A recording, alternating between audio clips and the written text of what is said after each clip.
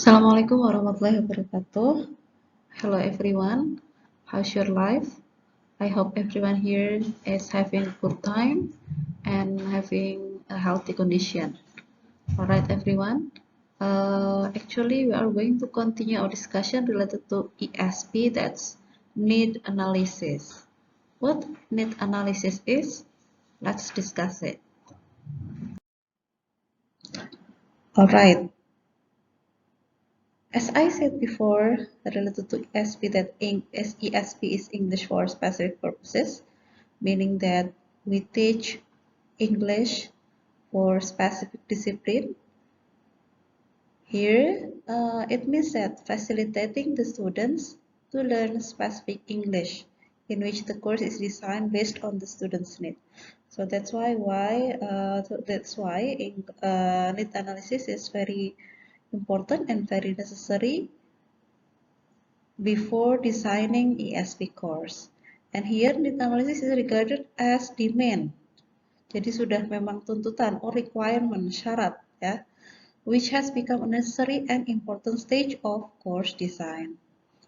And here Saragi also states that need analysis is vitally important in designing teaching materials for English for specific purposes.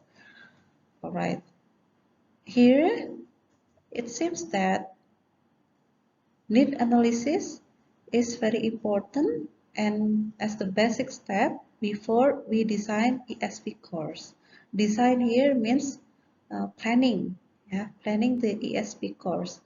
For example, if you want to have a course for the guides, for the guides in Baturaden untuk para guide di Baturaden, what kind of ESP that we are going to have or we are going to conduct, that is English for tourism, because the people or the workers in Baturaden need English for tourism. What is need analysis? What is need analysis? So the first we have to know what need is. Apa sih yang dimaksud dengan need here? The meaning of need in relation to language teaching as the ability to comprehend or produce linguistic features of the target situation. Jadi need di sini adalah kemampuan, kemampuan untuk memahami dan juga memproduksi linguistic features. So that's why in ESP, we have the target. We have the target. We have the objectives that have to be achieved. And here need analysis is identifying the specific language and skills the group of language learners will need. Jadi untuk need analysis di sini, yang pertama adalah from bus statement, identifying the specific language and skills. Here we have to know the students' specific language and skills before having the course, because we have to know later when the students have the course, they have the prior knowledge about the course, and then also we as teacher know the students' background. To what extent the language and also the skills they have. And then need analysis refers to the techniques. Ada juga yang menyebutkan bahwasanya need analysis adalah teknik. Teknik apa? For collecting and assessing information relevant to course design. Nah, tadi yang pertama adalah identifying specific language and skills, berarti ada tentang background, background siswa yang akan mendapatkan ESP. Yang kedua, or the second one, need analysis to techniques. Ada yang menyebutkan bahwasanya need analysis ini adalah sebuah teknik untuk mengumpulkan informasi atau data relevant to course design. For example, it is a means of establishing the how and what a course. Jadi ini adalah fungsinya untuk mengembangkan bagaimana di sini bagaimana bisa seperti halnya strategi, teaching strategies, and also what of a course, apa yang ada di dalam course itu, ya, apa saja materinya, topiknya. And then need analysis is techniques in identifying specific language feature and skills that the language learners need, then it will be the best in designing a course. Jadi apa sih yang mereka butuhkan? Ya, for example, we are going to have the course for the workers in Baturaden. For the workers in Baturaden, we can ask them what they need, what language features of English they need to achieve. We can ask them, and then we can also ask the background, whether they have ever learned English before, and then also the target that they want to have. So that's why we can open or design English for tourism. We've arrived in kinds of need analysis. There are two kinds of need analysis. The first is target need. Target need here, what the learner needs to do in the target situation. And here there are three components in the target needs. The first is necessities, the second lacks, and the third is wants. Necessities here is what the learner has to know in order to function effectively in the target situation, or we can also say what are the objectives to be achieved. Jadi apa saja yang harus dimiliki atau kemampuan apa yang harus didapatkan oleh siswa. Nah, and then lacks here what the learners already know and what they are deficient in. We have to know the student's background, what they have learned and what they haven't learned about English related to their discipline. And then the next is wants. Here learners personal expectation, jadi lebih ke expectation mereka. I have also said to you before that please differentiate between need and wants. Need means that what they need in their discipline, what should be achieved related to English for their discipline. But wants here is more on personal expectation and hopes toward acquiring English. Jadi lebih kepada apa sih yang mereka inginkan, harapan mereka, misalnya speakingnya bagus, kemudian juga readingnya juga meningkat dan sebagainya. But necessities here is more to the discipline. We can give example. If we give them a course related to English for tourism, what are the topics to achieve, or what are the ability to achieve? The first, they have to be able to introduce themselves. Ya, harus bisa introducing themselves. Why? Because when they meet the foreigners, for example, they have to be able to introduce themselves. And then second, for example, they have to be able to guide. Gimana caranya guide? Gimana caranya membimbing foreigners?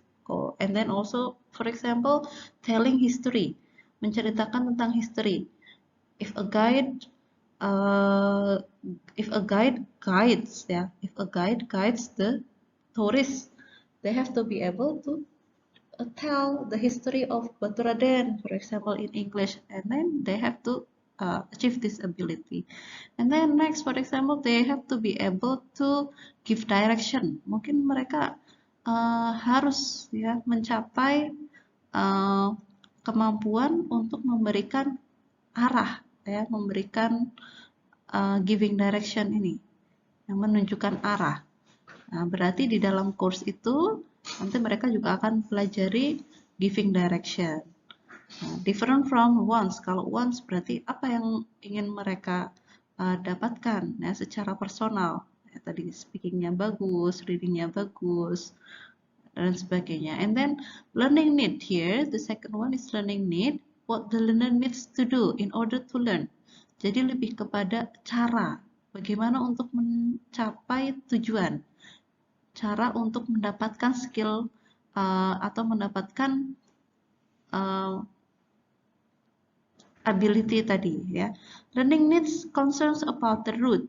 Jadi di sini adalah route ya, route between the starting points and the destination. Jadi mereka belum tahu tentang introduction, belum tahu tentang how to guide, how to tell history, how to give direction. Nah, mereka belum tahu. And the destination here necessities. Nah, gimana caranya? Cara-caranya berarti harus dengan teaching strategis yang baik, learning style yang benar, kemudian juga misalnya adalah dengan memberikan peningkatan untuk motivasi dan sebagainya.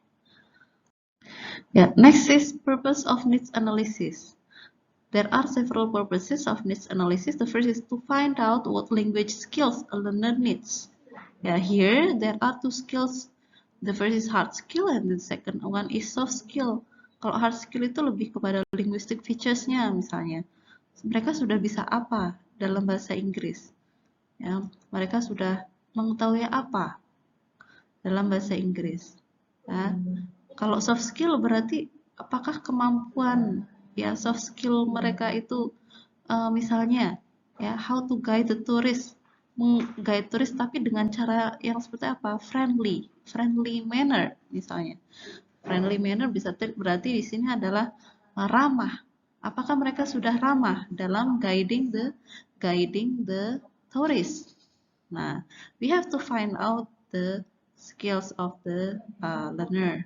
And then to help determine if an existing course adequately addresses the needs of potential students, yaitu membantu menentukan apakah course yang sedang kita atau akan kita rancang adequately addresses the needs of potential students, sudah mengakomodir kebutuhan untuk siswa. Nah, kita harus memastikan, misalnya kita sudah mendesain nih, sudah mendesain kemudian silabusnya, ya, course-nya, silabusnya. Nah, apakah sudah sesuai? Kita bisa menanyakan juga kepada siswa atau workers in the Batu Raden, apakah topik-topik ini sudah sesuai dengan pekerjaan mereka sebagai guide? Nah, itu. To determine which students are most in need for training a particular language skills. Nah, sebelum kita desain, ya, sebenarnya siapa saja sih yang membutuhkan English for guide or English for tourism di Batu Raden itu kan there are a lot of workers ya, banyak sekali workers. Di situ mungkin ada penjaga tiket ya, ada kemudian di tiket center, kemudian juga ada guide, kemudian ada frontliner ya, frontliner to greet the guest. Nah, siapa yang membutuhkan English for tourism here? Oh, berarti lebih kepada guide, mereka yang di lapangan yang guide the tourist. Nah, berarti kita akan mengetahui, oh ternyata course ini lebih cocok untuk guide daripada untuk workers yang lain-lain. And then to identify students lacks, untuk mengidentifikasi apa yang belum diketahui atau kekurangan siswa, ya, kekurangan learner. Kita tahu, oh learner ini akan mengikuti kursus English for Guide. Ternyata belum bisa, ya, belum bisa giving direction, kemudian belum bisa telling about the history, belum bisa juga introduction. Jadi kita tahu, oh berarti student ini belum bisa semua. Oh student ini sudah bisa introduction, tapi yang how to guide-nya belum. Nah, kita sudah bisa tahu dengan need analysis ini. To identify students' wants and expectation. Apa harapan mereka? Apa yang mereka inginkan? We can know from the needs analysis. And then to collect information about a particular problem learners are experiencing. Yeah. Okay. Yeah, we can collect information about their problems. Yeah. For example, they have ever learned English before. Yeah. But several materials still lack, and then they still have the problems related to the speaking, ya, and then having communication with the foreigner. Kita akan tahu dengan adanya need analysis tersebut. And then the last is main sources and methods. Nah, bagaimana kita caranya conducting need analysis? The first, we have to know the sources, and then the second is the method. Who are the sources of need analysis? The first is published and unpublished literature. Jadi kita bisa melakukan need analysis itu melalui media cetak ya, atau e-book ya, buku-buku terkait dengan English for Tourism misalnya.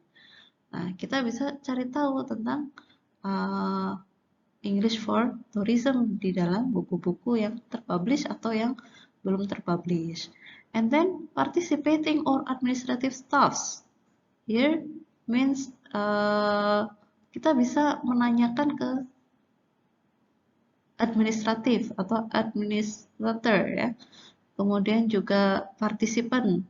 Nah, related to what? Related to materials, materi-materi yang kira-kira bisa dikaji ya di dalam misalnya English for Tourism.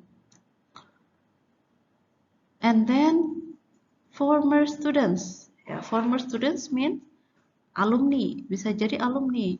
We are having English for Tourism. Kita sudah pernah mengajar English for Tourism for the students last year. Nah, we can ask them, ya, or we can give them questionnaire to fill out, and then we can ask what should be improved, ya, and then what needs to be achieved, apa saja yang perlu ditingkatkan, apalagi yang perlu diperoleh ya untuk siswa. Nah, itu bisa ditanyakan kepada former students. And then learners. Nah, yang akan belajar siapa? Nah, kita bisa bertanya kepada mereka. What they need, what they want. And then teachers. Ya, the teachers and domain experts. Misalnya expert di dalam tourism, kita bisa menanyain mereka related to English for tourism, bisa ke researchers, linguists, specialists, ya. Kemudian misalnya professional guides or natives, ya, itu bisa. And then triangulated sources. Triangulated sources meaning that we can use more than one source. Kita bisa menanyai bukan hanya kepada learner saja, tapi kita bisa menanyakan juga former students, teachers, kemudian juga expert. Nah, itu bisa semuanya. Itu triangulated sources. And then the methods. How can we conduct the need analysis? The first, we can do the interview. Kita bisa melakukan interview, wawancara kepada source yang tadi. Participant observation, we can also observe. If we want to conduct or design English for Tourism, we can go to Baturaden and then see how the guide works. Gimana caranya mereka bekerja ya. We can see them and then listen what they tell or what they speak to the foreigners. And then questionnaire, we can also distribute questionnaire. And triangulated methods mean we can use more than one method. Bisa questionnaire plus interview plus observation ya. Okay, that's all our discussion. And then thank you very much. Wassalamualaikum warahmatullahi wabarakatuh.